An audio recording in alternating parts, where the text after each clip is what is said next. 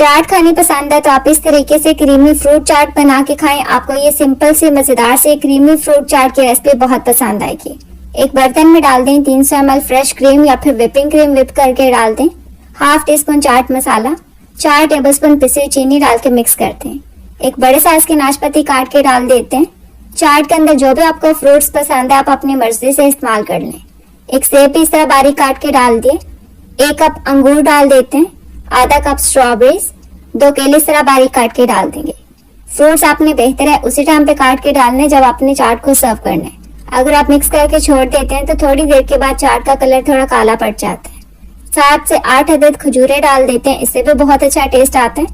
आधा टेबलस्पून किशमिश, आधा टेबलस्पून बारीक कटे हुए पिस्ते, 4 से 5 अदद काजू और आखिर में 1 कप आम डाल के क्रीम चाट को अच्छी तरह से मिक्स कर देंगे।